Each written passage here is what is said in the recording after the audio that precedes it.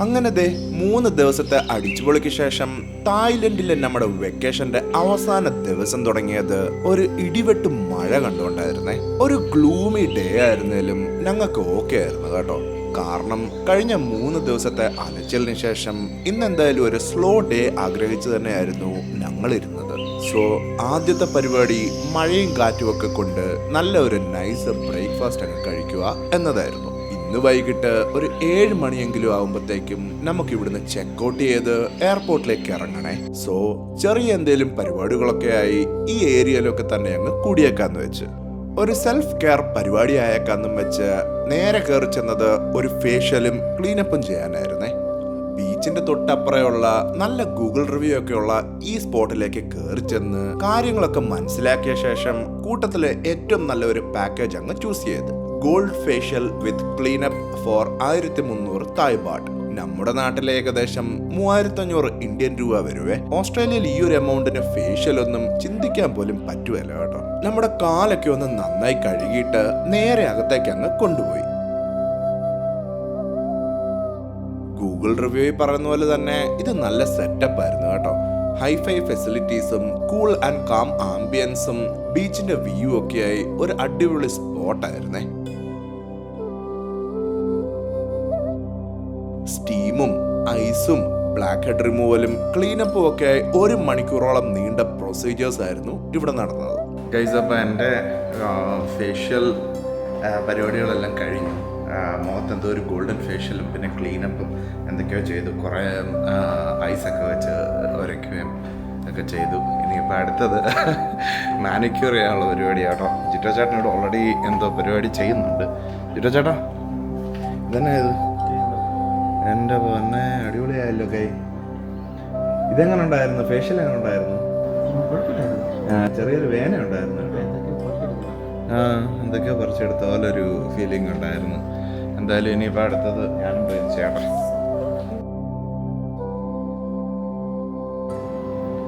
ഞാൻ സത്യം പറഞ്ഞാൽ ഒരു 8 വർഷം മുന്നേ ആണ് ഇതിന് മുന്നേ ഫേഷ്യലും പെഡിക്യൂറും മാനിക്യൂറും ഒക്കെ ചെയ്തത്. പിന്നെ ഇപ്പോഴാണ് ചെയ്യുന്നത്. എനിക്ക് സത്യം പറഞ്ഞാൽ ഇതിനോട് വലിയ ഇൻട്രസ്റ്റ് ഇല്ലായിരുന്നു. പക്ഷേ നമ്മുടെ ഒരു ഫ്രണ്ടുണ്ട്, ക്ലോസ് ഫ്രണ്ട് സച്ചിൻ. പുള്ളി എപ്പോഴും പറയും നമ്മൾ മെൻസിനാണെങ്കിലും നമുക്ക് സ്കിൻ കെയറും മാനിക്യൂറും പെഡിക്യൂറും ഒക്കെ ഭയങ്കര ഇമ്പോർട്ടൻ്റ് ആണ്. അതുകൊണ്ട് പിന്നെ നമ്മുടെ കൂടെയുള്ള കസിൻസിനും എല്ലാവർക്കും നല്ല ഇൻട്രസ്റ്റ് ആയതുകൊണ്ട് അങ്ങ് ചെയ്തേക്കാന്ന് വെച്ച്. ഇവിടുത്തെ പരിപാടികളെല്ലാം കഴിഞ്ഞിട്ട് നേരെ പോയത് കുറച്ച് ഷോപ്പിംഗ് ചെയ്യാനായിരുന്നേ.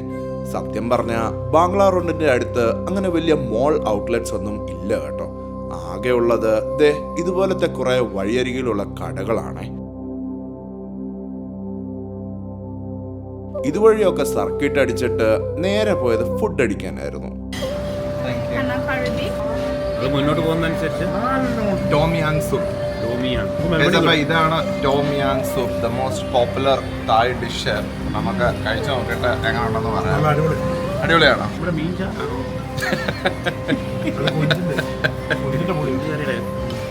ജിതോ ചേട്ടാ, എങ്ങനെയുണ്ട്? അടിപൊളിയാണോ? കൊഞ്ച് കറിയുടെ ടേസ്റ്റ് ആണ്. ആണോ? അത്ര നല്ലതായിട്ട് എക്സ്പെക്ട് ചെയ്തില്ലേ? ഞാൻ അജീഷ് അച്ചാച്ചനെ നിർബന്ധിച്ച് കൊണ്ടുവന്നതാ ടോം യാങ് സൂപ്പ് കഴിക്കാൻ വേണ്ടിയിട്ട്. എല്ലാവരും സാമങ്ങൾ ഇഷ്ടപ്പെട്ടോ? Very nice. നമുക്ക് സാമങ്ങൾ ഇഷ്ടപ്പെട്ടോ? ഞാൻ ട്രൈ ചെയ്തോ. ഷ്രിംപാ നമ്മൾ ഓർഡർ ചെയ്തോ? ഷ്രിംപാ കൊള്ളാം കേട്ടോ. ആക്ച്വലി നല്ല ടേസ്റ്റ് ഉണ്ട്. സ്പൈസസ് ഒക്കെ പെർഫെക്റ്റ്. അപ്പോൾ ടോം യാങ് സൂപ്പ് ബീഫിലും ഉണ്ടായിരുന്നു, ചിക്കനിലും ഉണ്ടായിരുന്നു. നമ്മൾ സീ ഫുഡും ഉണ്ട്. നമ്മൾ ഷ്രിംപാണ് പറഞ്ഞത്. പക്ഷെ സാധനം വേർത്ത് കേട്ടോ. ഭയങ്കര എല്ലാവർക്കും ഇഷ്ടപ്പെട്ടു. നമ്മൾ എക്സ്പെക്ട് ചെയ്യുന്നതിനെക്കാട്ടും നല്ലതാണ്. ഇത് മെൽബണിലുണ്ട്. പക്ഷെ ഇത്രയും ടേസ്റ്റ് ഇല്ല. തായ് റെസ്റ്റോറൻറ്റ് ചെല്ലണം. തായ് റെസ്റ്റോറൻറ്റ് ഞാൻ കഴിച്ചിട്ടുണ്ട് ഒരു വട്ടം. പക്ഷെ ഇത്രയും ടേസ്റ്റ് ഇല്ല അവിടെ. നമ്മൾ തായ് റെസ്റ്റോറൻറ്റിന്റെ ഫാനായി മാറി കഴിച്ചു ഇവിടെ വന്ന ശേഷം.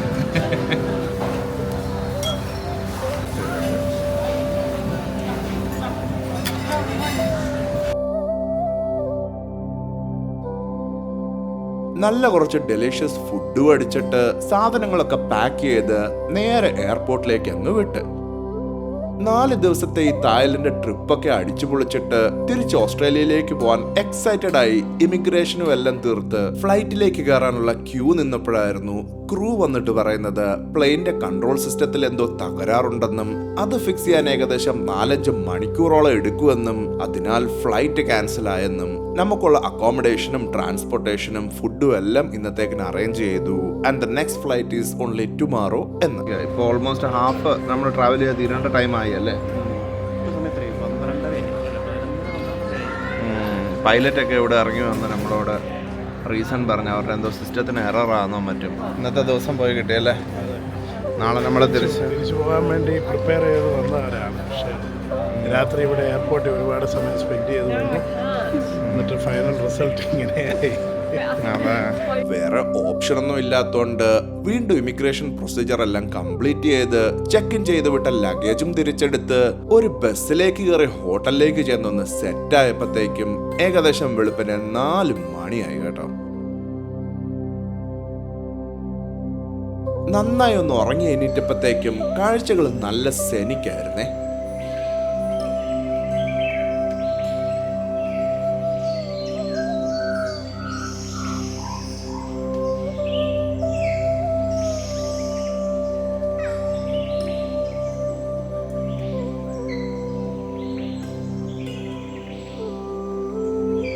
അപ്പം നമുക്കൊരു എക്സ്ട്രാ ദിവസം കിട്ടിയോണ്ട് നമ്മൾ എന്തായാലും ഒന്ന് പോയി കുറച്ച് എലിഫന്റ് സാങ്ച്വറി വരെ വിസിറ്റ് ചെയ്യാന്ന് വെച്ചാൽ.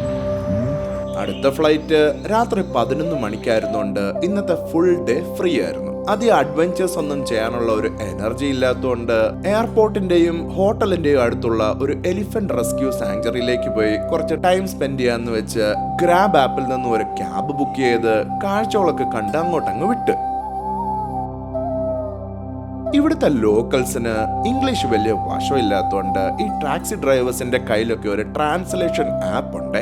നമ്മൾ അതിലേക്ക് ഇംഗ്ലീഷ് സെന്റൻസിൽ അങ്ങ് പറഞ്ഞാൽ ആ ആപ്പ് ട്രാൻസ്ലേറ്റ് ചെയ്ത് ഇവർക്ക് തായ് ഭാഷയിൽ മനസ്സിലാക്കി കൊടുത്തോളും, വിച്ച് ഈസ് വെരി കൺവീനിയന്റ്. ഇവിടെ എത്തിയപ്പോഴത്തേക്കും നല്ലൊരു നേച്ചർ ഫ്രണ്ട്ലിയും പീസ്ഫുള്ളും ഒക്കെ ആയ ഒരു സ്ഥലമായിരുന്നേ.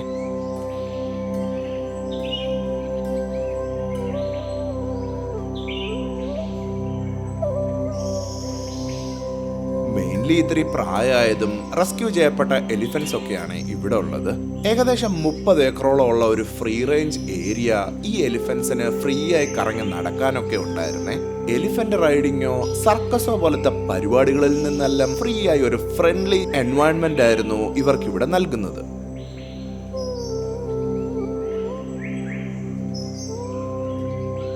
നമ്മുടെ കഴിഞ്ഞ വീഡിയോയിൽ കണ്ട പോലെ ടൈഗേഴ്സിനെ ഒക്കെ ഡ്രഗ് ചെയ്ത് കിടത്തുന്ന പോലത്തെ പരിപാടികളൊന്നും ഇവർ എന്റർടൈൻ ചെയ്യുന്നില്ല എന്നതായിരുന്നു ഏറ്റവും നല്ലൊരു കാര്യം.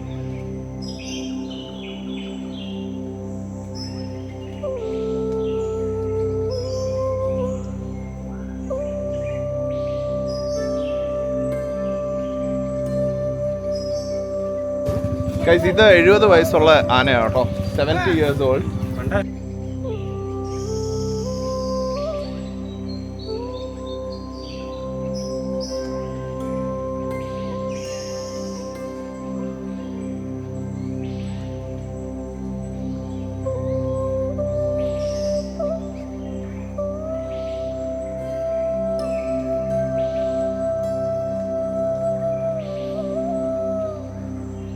How old? Age?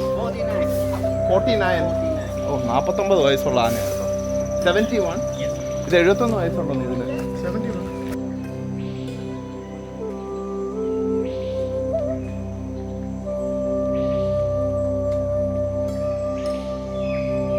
$2,500 Indian rupees ആയിരുന്നു ഇവിടുത്തെ എൻട്രി ഫീ ആയി പെർ പേഴ്സൺ നമ്മൾ കൊടുത്തത്.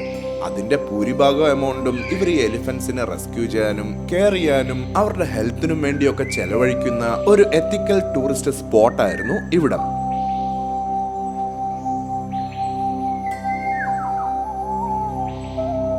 ഇതൊരു സൂ അല്ല കേട്ടോ, it's a place where elephants heal and just be elephants. So നിങ്ങൾ ഫുക്കറ്റിൽ വരുമ്പോൾ ഇതുപോലുള്ള സ്ഥലങ്ങൾ വിസിറ്റ് ചെയ്യുവാണെങ്കിൽ ഇവർക്കൊക്കെ ഒരുപാട് ഹെൽപ്പ് ആയിരിക്കുവേ.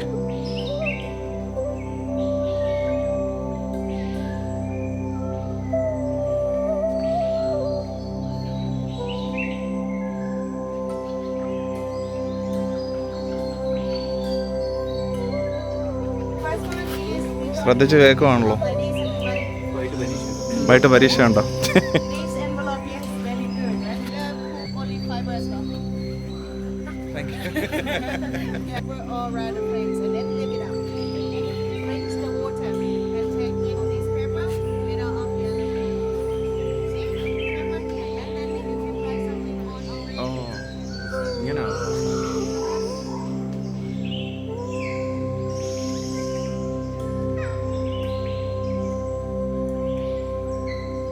ഇവിടെ വല്ല എൻജോയ് ചെയ്തിട്ട് നേരെ ഒരു ക്യാബ് പിടിച്ച് തിരിച്ചു പൊക്കൊണ്ടിരുന്നപ്പോഴായിരുന്നു നമ്മുടെ ക്യാബ് ഡ്രൈവർ പറഞ്ഞത് ഫുക്കറ്റിലെ ലോക്കൽ മാർക്കറ്റ് ഞങ്ങൾ താമസിക്കുന്ന ഹോട്ടലിന്റെ തൊട്ടടുത്താണെന്ന്. അപ്പൊ പിന്നെ അതും കൂടെ അങ്ങ് കണ്ടു കളഞ്ഞേക്കാന്ന് വെച്ച്. ഇത് ഫുള്ള് ലോക്കൽ ഫുഡ് കിട്ടുന്നൊരു മാർക്കറ്റാണ് കേട്ടോ. ഇവിടെ ടൂറിസ്റ്റുകളൊന്നും അധികം ഇല്ല, മൊത്തം ലോക്കൽ ജീവിക്കുന്നവരാ. പിന്നെ ലോക്കൽ ഫുക്കറ്റ് ആൾക്കാർക്ക് വേണ്ടിയിട്ടുള്ളൊരു വലിയ മാർക്കറ്റാണ്. എല്ലാം വറുത്തതും പൊരിച്ചതും സാധനങ്ങളൊക്കെയാണ്. നമ്മളൊരു റിസ്ക്കും എടുക്കുന്നില്ല. ഏതാ മീനോ? ഇത് മീനാണോ ഇത്? അല്ല, അത് കോഴിയുടെ കഴുത്താണ്. കോഴിയുടെ കഴുത്തോ? തല ഉൾപ്പെടെ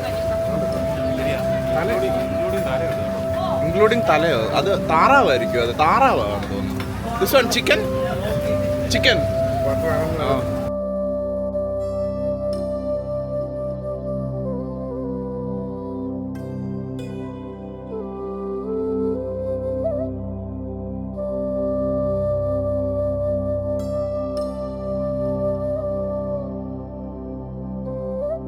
ലോക്കൽ ഫുഡ് വല്ലതും ട്രൈ ചെയ്യുന്നുണ്ടോ ഇവിടുന്ന്?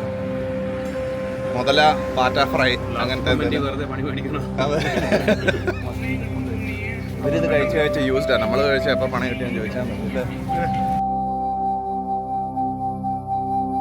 ഇവിടെ ടൂറിസ്റ്റുകളൊന്നും ഇല്ലായിരുന്നേ. മുഴുവൻ ഇവിടുത്തെ ലോക്കൽസ് ആയിരുന്നു ഈ മാർക്കറ്റ് വിസിറ്റ് ചെയ്യുന്നത്. അതുകൊണ്ട് തന്നെ ലോക്കൽ ഫുഡ് മാത്രമേ ഉണ്ടായിരുന്നുള്ളൂ ഇവിടെ. പക്ഷേ നമുക്കൊന്നും തീരെ ഇഷ്ടപ്പെടാത്ത ഒരു തരം മണമായോണ്ട് ഒന്നും ട്രൈ ചെയ്യാൻ പോലും നിന്നില്ല കേട്ടോ.